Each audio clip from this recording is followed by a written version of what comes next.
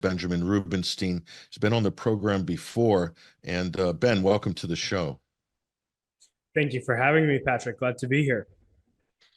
I'm glad you could make it, Ben. And a lot of U.S. journalists were up very early this morning, so 3 a.m., 4 a.m. To catch the kickoff at The Hague. The International Courts of Justice has gone into gear just to add another big event onto the Monday trifecta, which we mentioned before. I want to hear your commentary on this because I know it's important to see what progress is being made on that front. But yeah, just if you had an opportunity to see that case and tell us why it's so crucial. Well, it's a bit more than a trifecta.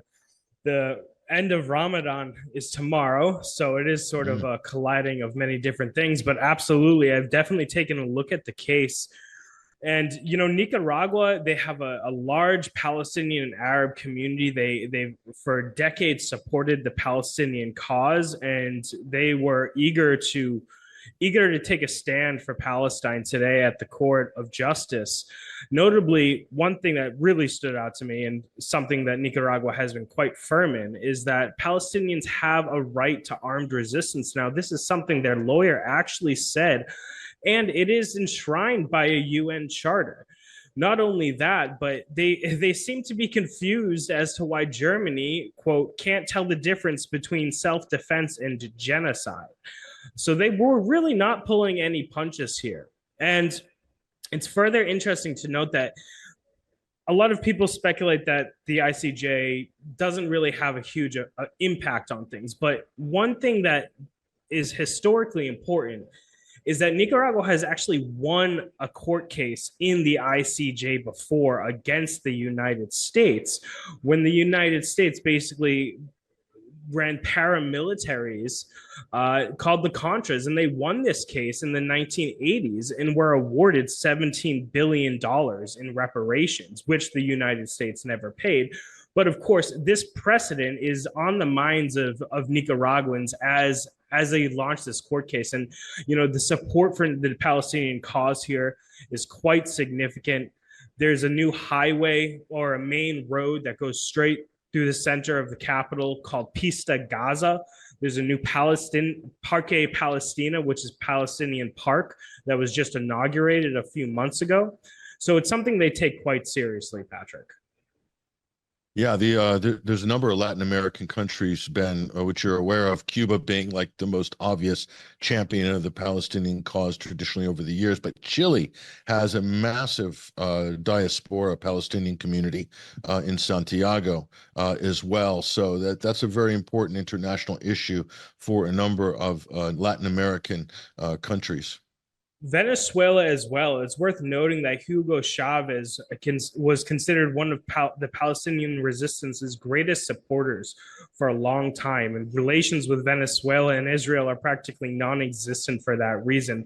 But the Venezuelan government to this day, under President Nicolas Maduro, continues to be diehard supporters of Palestine as well. And, for what it's worth, almost all of these countries in Latin America and sort of the socialist countries that really stand out in Latin America don't call for a complete dissolution of the Israeli state. What they do call for is a Palestinian state with the capital of East Jerusalem and recognized by the sort of 1967 borders, which coincidentally is what the Palestinian resistance also calls for. So back to the ICJ case here, and they're really attacking Germany's military support for Israel, and I think this is important. The argument that the Germans are making is that, hey, we're just supplying them ammunition, shells, tank shells, for instance. But we're not actually we're not responsible for what Israel does once they receive those. And the argument that Nicaragua's making is that you can't opt out on that argument. Basically, it's no different than you firing from German tanks yourself. You're fully aware of what the results of those ammunitions are going to be, based on the devastation that we all have witnessed over the last 6 months. So they're really going for this arms supply thing. why this is important, because if there's any traction on this argument, this can apply to every other country that's supplying weapons and arms to Israel, most notably the United States, but not only the US. You've got Britain, you've got France, you've got Spain, you've got a number of European countries that are actively aiding and abetting the Israeli government in what they're doing in Gaza. So I think a lot of people have lost hope in international justice from the ICC. Obvious and for good reason, by the way, the ICC, but the ICJ, it still is working here. There's a process. It's slow. It's a long process, Ben, but it's still working. What happens if next, by the way, and then what can happen if they do get traction on this specific argument? Well, first off, I'd like to say that Germany's defense of, oh, we're just supplying the bullets doesn't really resonate with me as an anti-Zionist Jew and as somebody who lives in Nicaragua. You know, when I think of that, when I hear that excuse, I sort of think of drug dealers, right? When someone dies from a fentanyl overdose, yes, you arrest the drug dealer, sure, but you also go after their supplier. And if you don't do that, they're just going to find another drug dealer. So it's the same thing to me. If you don't go to the root of the issue, you're really not going to have any meaningful results. And those overdoses or this genocide will continue unabated. So I really do hope that, you know, the case rules in Nicaragua's favor. I think not only does Nicaragua have a precedent of winning ICJ cases, but Germany is no stranger to genocide. They've been committing genocide for well over 100 years. The Namibian genocide, which killed over 100,000 people, and the Holocaust itself. So when Germany says in the ICJ case today, oh, you know, we've done everything to repent for the Shoah, well, they have done virtually nothing to repent for the Namibian genocide. And from my view, as a Jewish anti-Zionist, I don't see sending Israel 30 to 48% of its military equipment, of its arms, as some sort of repentance for genocide. How can you repent for genocide by aiding and abetting and colluding for another genocide? It just doesn't make sense. In fact, I think that sort of line of thinking that they've come out with is incredibly insulting and offensive, because it's in some ways it's anti-Semitic. Basically, they're saying, listen, we can repent for killing all the Jews or almost all the Jews by killing all the Palestinians, as if that's what Jewish people want, when in reality is just what Zionist supremacists want. So, you know, these things are very different, and Germany not being able to differentiate between the two, not being able to differentiate between self-defense and genocide, as Nicaragua says, is sort of par for the course for the German state. And you're not the first person to bring this up, Ben. I think the great Middle East geopolitical scholar Tariq Cyril Ammar made this very argument on our other program, basically saying that the Germans are trying to atone for their guilt of the Holocaust right down to the last Palestinian. And exactly. this and you know, personally, me, yeah, I've never seen a penny of reparations from the German state. So, I didn't grow up as a wealthy Jew, as some people think Jews have all the money. That's not always the case. And I do think in some ways Zionism is a class thing. So, you know, these reparations are definitely not going to Jews like me, everyday working class Jews like myself, who aren't attached to a sort of genocidal entity.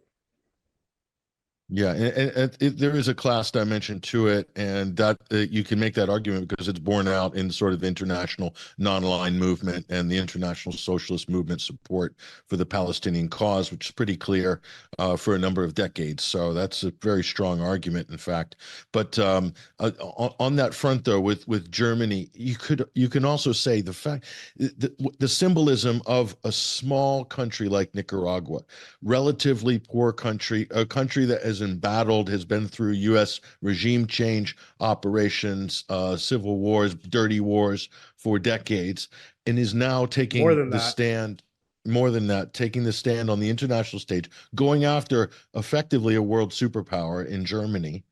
And so the fact that Germany hasn't hasn't learned these lessons from the past.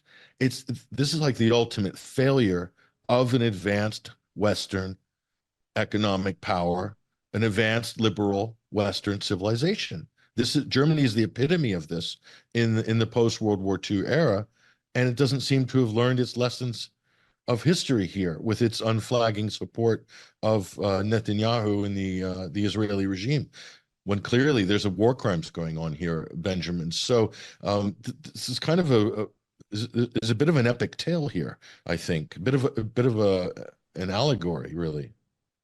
Absolutely. You know, as you said, Nicaragua is, in fact, a very small country. There's a famous song here, which translates basically to Little Nicaragua. But despite its size and the size of its population as well, it often does punch above its weight class. And this is due to, just world-class diplomats, really world-class diplomats.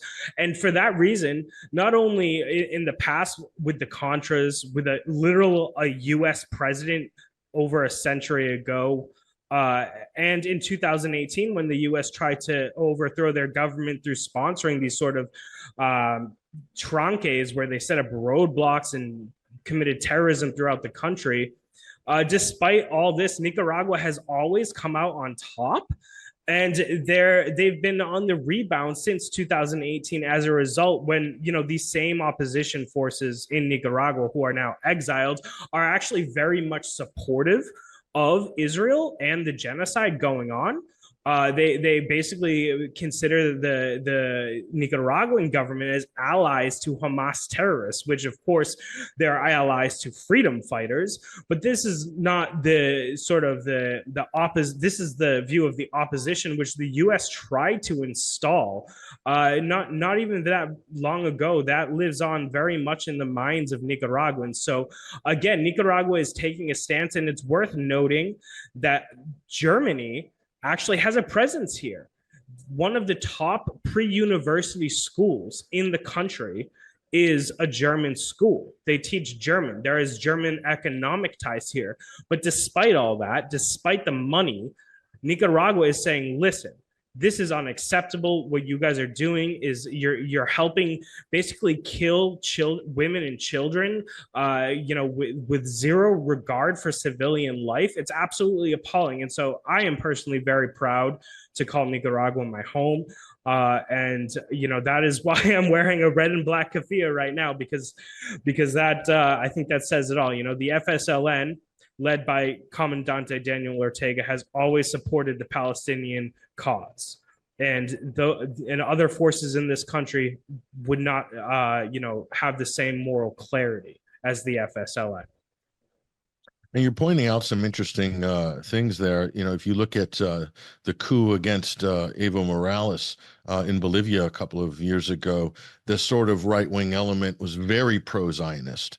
You also have the current president in Argentina, which has been feted by the West as a, quote, libertarian, Javier Milei, a complete arch Zionist. In fact, flew right over there to give his seal of approval to Netanyahu to slaughter more Palestinians in Gaza. I know that sounds overly dramatic, but that's the way the optics look. I'm sorry, and also in Brazil. The hard right in Brazil, extremely pro-Israeli. And very open about it. So it's interesting how, Ben, what I'm saying is it's interesting how this issue is internationalized, and especially in South America, in Latin America. I find that to be fascinating. I don't know if you have any further thoughts on that. Well, I think you hit the nail on the head, Patrick. The right-wing forces throughout Latin America have a sort of continuity in terms of certain ideological positions, capitalism being one of them. But another one, interestingly enough, is evangelicalism. The church, the Catholic Church here, throughout Latin America, has significant influence, even in Nicaragua. And as well in other countries in Latin America, you will see Star of David Israeli flags all over the place. Now, this is not because the average lay member of the church supports the Israeli genocide on Palestine. It is because the leaders of the church support the Israeli genocide on Palestine. And these leaders are, of course, moneyed individuals who have ties to sort of the oligarchs. Now, in Nicaragua, you're talking about the Chamorros. In Bolivia, it would be another group. In Argentina, another, and elsewhere. So I think that there's definitely an undercurrent that's happening here. And one interesting thing I'd like to point out real quick is that recently there was a talk at a think tank, and the name of the think tank is eluding me at the moment. But in this photo were numerous U.S. defense officials, Masih Alinejad, who is sort of a voice of America Iranian exile, who got caught lying about the death of Masa Amini in order to spark a color revolution in Iran. And now this is interesting because Masih Alinejad is actually a hardcore Zionist as well. She's given talks in Beverly Hills synagogues, to give you an idea. And right beside Masih Alinejad was Felix Maradiega, who is a Nicaraguan exile who basically contributed to and was involved in terrorist activities in Nicaragua in 2018, and also tried to run for president while, laundering money for the U.S. State Department. So, all these sort of right-wing opposition groups, whether it be in Iran, whether it be in Latin America, are very much connected. And I believe, in my personal view, that underlying current, the thing that connects them all, is often the United States State Department. Yeah, and also Colombia, the paras in Colombia, and the IDF links to those groups, as well as the drug trafficking, by the way, that does actually have a route directly to Tel Aviv. And Israeli youth, if you look at the global league tables, very high percentage of recreational drug use in Israel, as well as other European countries. It's on par with some of the leading European countries in that sense. But it's interesting how all of this fits together, Ben, and a lot of people don't like to do the analysis on this, but a lot of these things are not coincidences, is what we're saying. You do have significant operations from overseas countries right throughout Latin America, and they do connect to the drug trade, as well as arms trafficking and other human trafficking and other illicit trades going on globally. So, and again, that also stretches to the United States, of course. So this is obviously an uncomfortable conversation on many different fronts, but it's interesting that the Israel is kind of there, in the frame on a lot of these things. So certainly it's worthy of a little more investigation. So we're here with Benjamin Rubenstein. We're talking about, among other things, the ICJ case, early hours this morning. And before we go to break, Ben, I hope you can stay on the other side for some additional commentary. But the New York Times was weighing in on the ICJ case. And it's interesting. The New York Times, the paper of record, what do they talk about? Halfway down the article, Nicaragua's government itself is facing sanctions for repressive policies at home. United Nations special report said the government's numerous abuses include jailing and deportation of opposition figures, as well as Roman Catholic clerics, tantamount to crimes against humanity. So the New York Times is trying to equalize the potential war crimes here that Germany is involved in, backing an active genocide in Gaza, to something that Nicaragua's somehow hamstrung with here. What would you say to this caveat by the New York Times? I think it's disgusting. First of all, Nicaragua is, living here in Nicaragua, I feel far more free than I did living in the United States. And I will say that there has been, priests and bishops locked up. I documented one myself in Matagalpa not so long ago, maybe about 2 years ago. A bishop by the name of Alvarez was arrested. And this happened because he took to his 7 radio stations and tried and called for his supporters to basically try to overthrow the government. And not only that, but Bishop Alvarez's church in Matagalpa, before he was imprisoned and subsequently exiled, has actual members of the FSLN itself. So when I tell you that this is coming from the top of the Catholic Church and not from the bottom, and how there is no repression against the Catholic Church or church members here. So when I hear human rights abuses, it doesn't make sense. I was in Matagalpa as Bishop Alvarez was being put under house arrest, and I personally witnessed churchgoers going up and down the street. I have videos on my Twitter account, you can check it out, of people going house to house, worshiping the Virgin Mary, singing songs, and practicing their religion freely and openly. At the same time, there was a massive disinformation campaign happening about Matagalpa, where people were saying it, publishing videos of riots in the streets, people going into churches and destroying them. None of that was true. I saw those, and that's why that fake news, and that's why I went to Matagalpa to see what was going on. And it was completely calm. So 95, 99, or even 100% of the quote unquote human rights abuses that people accuse Nicaragua with are literally just fake news. Nicaragua puts almost all of its resources into helping its people. There's no homeless people here. In the United States, you can't go, 5 blocks in the capital city without seeing a homeless encampment. In the meantime, Nicaragua, being one of the poorest countries in the hemisphere, has virtually no homeless people. I have seen maybe 3 homeless people in the entire almost 3 years that I've lived here. Right? There's jobs, there's housing assistance. People get, families with no money for school supplies get school supplies supplied to them by the Ministry of Education. Excuse me. So healthcare is free. You can practice your religion freely. You can do your business freely.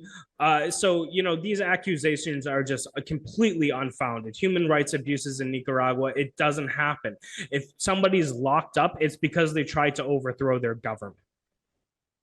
Yeah, and I might also add that despite the fact that countries like Nicaragua, and they're not alone in this respect in Latin America, there's a lot of community mobilization to help people who are less fortunate as well. There's a big charity element, and also the church is part of that charity support network as well. So this doesn't get talked about. These are all things that they used to have in the United States years ago, but not so much, not so much anymore. I'm with Ben Rubenstein. We're going to take a short break with TNT. Today's News Talk. And when we come back, we'll discuss other international issues, including the issue of Israel and the Biden administration. Has this become an anvil around the ankle of the Democratic Party? And just to wrap up that point, Ben, is that South Africa, when they initially brought this case for an emergency consideration, that to kickstart an investigation. So my understanding is there is now an ongoing investigation. Evidence is constantly accumulating. Israel has done nothing to sort of pause or slow down in the immediate aftermath of the initial South African filing. They also did South Africa about the hunger and the imminent crisis, the famine crisis there, obtained another ruling which ordered Israel to permit the delivery of food, water, and other vital supplies without delay, which they didn't do. They delayed. And only now, Ben, only now this week has the dial moved on this issue. And what moved the dial? What moved the dial? 7 aid workers, the majority of which were Western, British, American, European, there were a few others in there, Polish. And then all of a sudden it became a crisis. The World Central Kitchen, fronted by the celebrity chef, I think Jose Andreas, I believe his name is, I'm not sure, I forgot his name. But so this is a high profile, high flying NGO. And they were tasked to sort of come in on this pontoon pier that the United States military is constructing to bring aid in. None of this makes sense to us, Ben, because we've been watching this thing from the beginning. We know that there's hundreds of lorries backed up at the Rafah crossing. All they have to do is let them in. And Israel has the power to let them in because they're the ones checking all the deliveries. Okay, a lot of people are blaming Egypt exclusively for this. I don't think that's correct. I think this is also Israel has the final say as to what gets in and what doesn't, because they're militarily occupying these key nodes and checkpoints in Gaza. Just what are your thoughts on this whole World Central Kitchen? How are you looking at this in the sort of wider scheme of things? Well, I think really what it comes down to is that it's indicative of sort of the pettiness of what is the supremacy of Zionism. And I say that because, they say we don't we made a mistake. We accidentally killed these 7 workers in 3 different locations where we bombed them. And somehow they expect people to believe that was a mistake. When in reality, Israel spends 4 times uh, per capita on military equipment and such as the United States. Israel's One of Israel's top exports is actually intelligence and sort of electronic warfare associated things, drones, surveillance, spy tech, all of that. They are supposed to be the best in the world. There are Israeli officials who have bragged about being able to see the check mark on a Nike shoe, yet somehow they couldn't see the logo on the top of a car designating the World Central Kitchen. No, it doesn't float. Not only that, but they have an AI called Lavender, which helps them target suspected Hamas people, and they kill and they say, okay, you know what? There's a Hamas target, a suspected Hamas target here, and they're surrounded by 20 civilians. Let's kill them. Let's kill all these civilians for this maybe Hamas target. And, going back to what I mentioned regarding the pettiness, Chef Jose Andres actually posted a video on Twitter where he himself speculated that it may have happened because he had made tweets critical of Netanyahu. He actually said that he suspects it could have been retaliation for his tweets. And so at the same time, you have all this excuse making. You have the US allowing Israel to investigate itself and reviewing the results. But the US knows better than anybody besides maybe Palestinians themselves the amount of accuracy and pinpoint technology that Israel has. So what it comes down to is it was done intentionally. It was very obviously done intentionally. For what reason, it's hard to say. Some people have speculated that maybe it was because Israel was trying to send a message to Western countries that, like, look, we're not going to let this aid go through. We're going to continue with their genocide, and there's nothing you or international law can do about it. That seems to be true to me. Whether it changes anything, I mean, the problem here is that 30,000 or more civilians have died, and that 30,000 number comes from the Gaza Ministry of Health, which in December said it lost the ability to keep track of civilian deaths. So the number could actually be significantly larger by thousands, tens of thousands of civilian deaths in Gaza, and that's not to mention the impending famine. So the fact that the Western world, lost its mind over these 7 workers as compared to the 30,000 or more Palestinians killed is quite hypocritical, but it could have also been intentional to show the world, as I said, that no matter what they say, no matter what they do, no matter what international law Israel violates, they're not going to stop. And it's coming to the point, in my opinion, that someone has to stop them. And whether that's Iran or which has, significant tensions currently with Israel, which maybe we can talk about a little bit, or a conglomeration of countries just cutting Israel off, is to be determined. But if Israel decides to go through this with this Rafah invasion, the global, not just in Palestine, but the global consequences will be catastrophic. I mean, we are talking World War III level consequences. So I think Israel is a mad dog who the U.S. needs to put back on a leash. Yeah, and so back to U.S. This all it trails back to U.S. politics, Ben, and election year. We spoke about this before, and I didn't think it was possible, quite frankly, that this issue would ever have any impact on the U.S. election because before October 7th, both parties were completely bought and paid for. The media was totally stum. We had massacres in Jenin over this summer. Nobody was raising an eyebrow in the media. So everybody was exasperated, saying basically this issue is going to die in the vine. APAC, the lobby, has bought the entire U.S. government. It's going nowhere, basically. And here we are. This is actually affecting the Democratic base in a significant way. It's not trivial. This is a significant way. The panic is absolutely clear in Washington. I myself, having just come back from DC, having a number of conversations with mostly Democrats, because that's mostly what's in DC, and they've totally changed their tune on this after 2 months.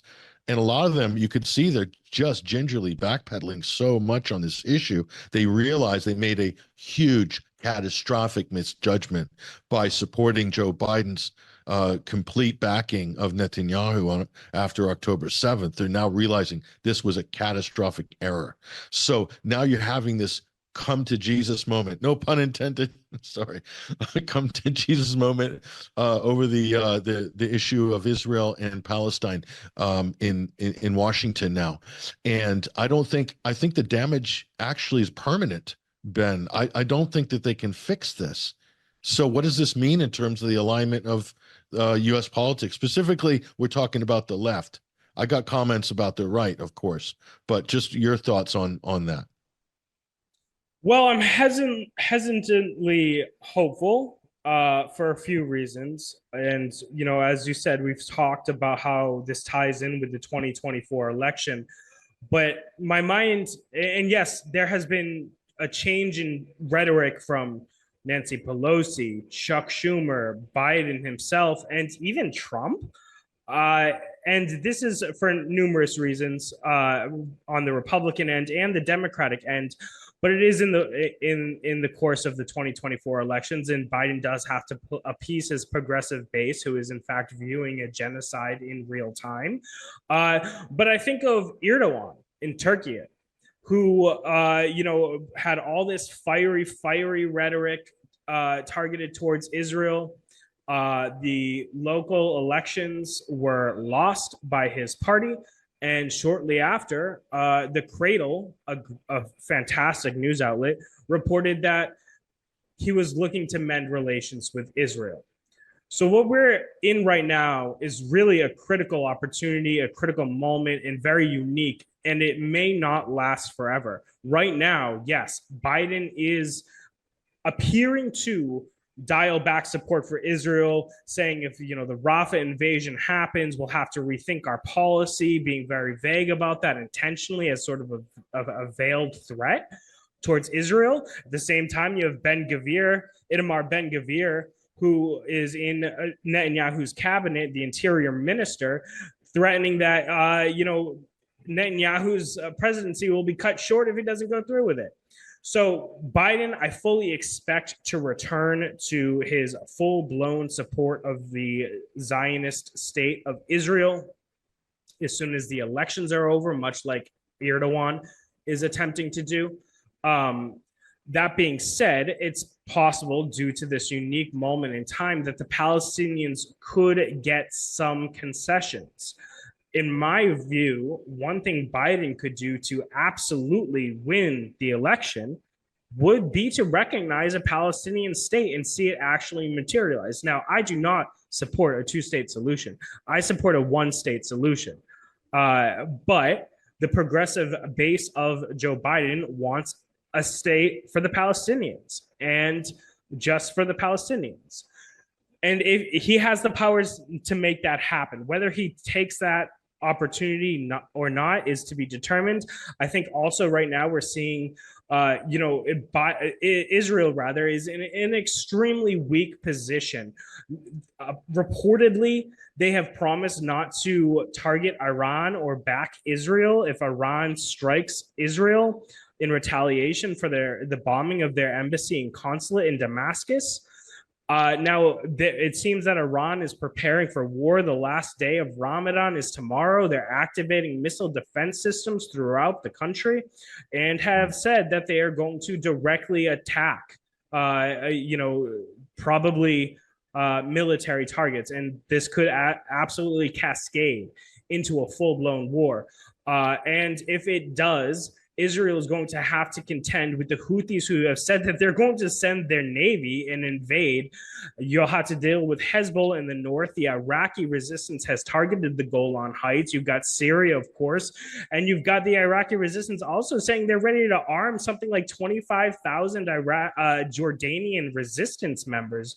The Houthis have said they're ready with 400,000 people. So you could see a complete full scale, all sides invasion of Israel before the 2024 election. So the situation is dire. We're in a pivotal moment in history. I don't think Israel has been this vulnerable in the full 75 years of its occupation. No, you're right. And I'm going to quote Trita Parsi here. He's a senior fellow at the Institute for Responsible Statecraft. He's usually pretty accurate on these matters. And he's saying that Tehran has told the Biden administration that it will hit Israel directly unless Biden secures a ceasefire in Gaza. So a little bit of a quid pro quo going on there on the back channels. So this isn't this, Ben, this should be done diplomatically, over the table. By this point, after 6 months, we shouldn't be having back channel threats and quid pro quo deals and unconfirmed statements and things like that. Unfortunately, that's what we're dealing with here. But what this does say is that Iran is basically attempting to set the pace of events from this point forward. And the door has been open for Iran to do that after Israel hit the Iranian embassy in Damascus, really stepping over a major red line there in terms of international law and the Vienna conventions and so forth. So if anybody has to, take responsibility and be blamed for things going pear-shaped, it has to be once again Israel. So I mean, at every single turn, they're going to have to cop some responsibility for the situation. But never underestimate the media's ability for Israel to transform itself into a victim somehow. So it will definitely spin it in this direction. We're already seeing lots of headlines across the major news agencies. Israel braces itself for Iranian attacks. You see all these in the headlines. Not one of them, if any, mention, if they did it initially, they didn't. Eventually they did, but initially they did not mention that Israel hit an embassy, a diplomatic building. That was left out of all the initial reporting. Now, after a week, you're starting to see it dribble in. So, but that's the important point of all this that should have been made from the beginning, and that would have shaped the trajectory of the news story. The media they've got so much to answer for, Ben, the mainstream media, in their treatment of all of these events and issues.